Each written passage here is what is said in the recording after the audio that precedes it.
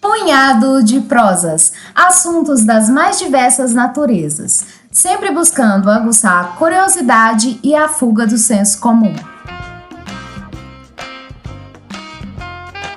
Olá a todos, eu sou o João Paulo, este aqui é o Punhado de Prosas, o podcast de três amigos que apreciam a prosa livre e democrática.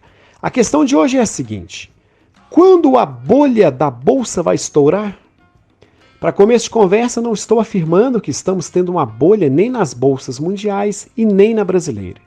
Até mesmo porque uma bolha especulativa é vista apenas pelo retrovisor, ou seja, quando já foi, e nunca como um ponto fixo e imóvel à espera no final de uma reta. Depois que ela estoura, é normal que estudiosos, economistas, investidores e especuladores se perguntem: como não percebemos? Estava tudo tão na cara, era tão claro que tínhamos uma bolha. Uma bolha especulativa se forma quando os preços pagos por algum bem, ou no caso das bolsas por alguma ação, estão muito além da razoabilidade. Assim como uma bolha de sabão, os preços são inflados e crescem vertiginosamente, em decorrência de uma demanda muito aquecida, criando assim aquela falsa ilusão de que há uma tendência de subida dos preços permanentemente. Mas claro que não há. Afinal, na economia capitalista, um ciclo de expansão sempre é seguido de um ciclo de retração, de anos de estagnação ou mesmo de recessão. Assistimos isso em 1929 e também em 2008. Portanto, ainda que não estejamos em uma bolha no mercado financeiro, em algum momento ela se formará e, com o passar do tempo, certamente estourará.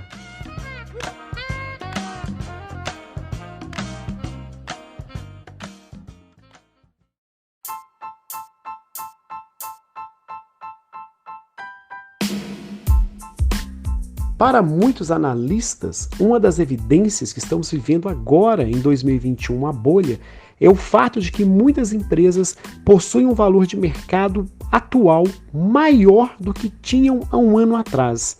Mesmo empresas de setores altamente prejudicados pela pandemia, como empresas vinculadas ao setor de cinema e de cruzeiros marítimos.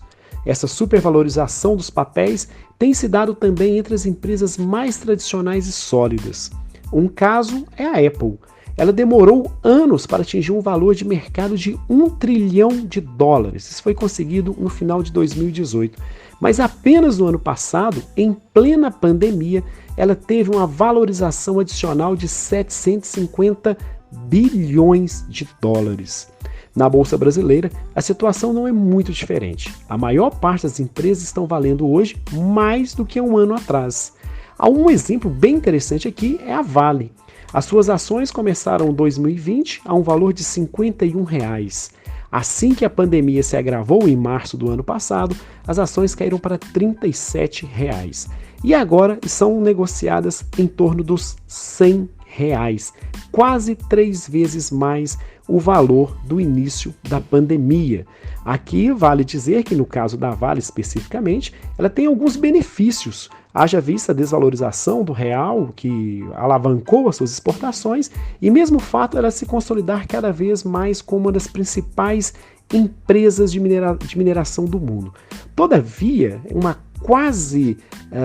quase triplicação do valor de suas ações deixa qualquer otimista desconfiado. Afinal de contas, estamos em plena pandemia.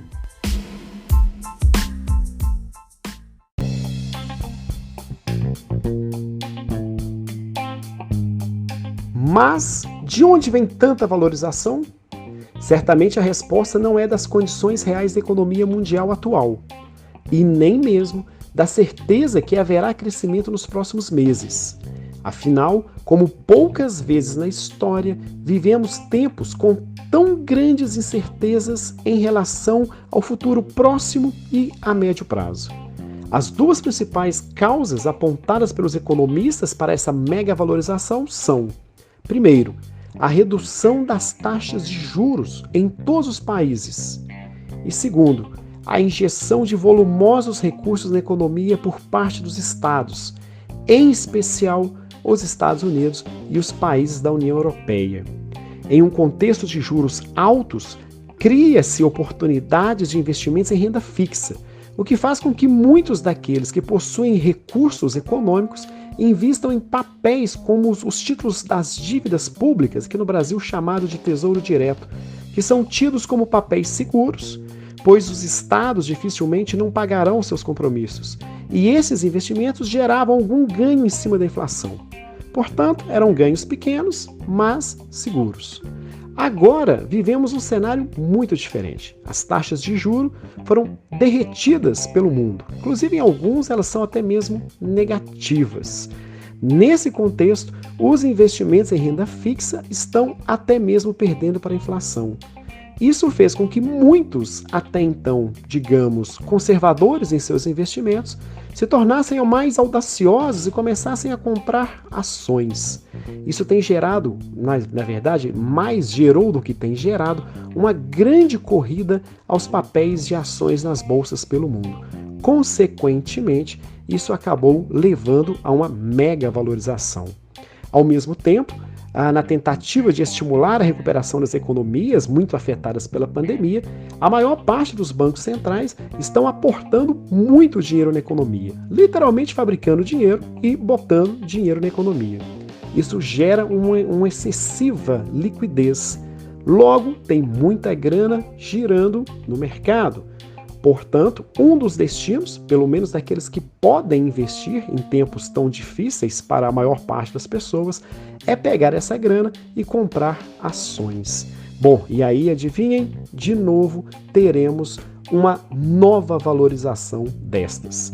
Bom, mas voltando ao início, a questão é a seguinte: dada a atual situação das bolsas, as ações já estão caras demais? Eis a pergunta. Bom, eu não sei dizer isso e sugiro, de verdade, desconfiar de quem diz saber a verdade. O que dá para saber é que se tivermos de fato em uma bolha e essa vir a estourar nos próximos meses, teremos um cenário econômico mundial muito ruim.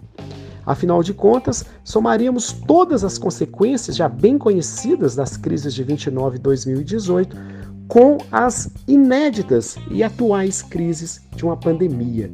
O estouro de uma bolha levando à quebra de bolsas, mais os efeitos econômicos ruins de uma pandemia, certamente criam um cenário bastante preocupante e, no limite, mesmo desastroso.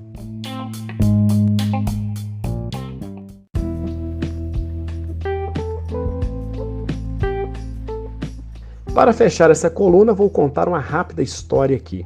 Certa vez, sem sono na madrugada, eu estava assistindo TV e trocava os canais entediadamente até que parei um desses canais de filmes antigos.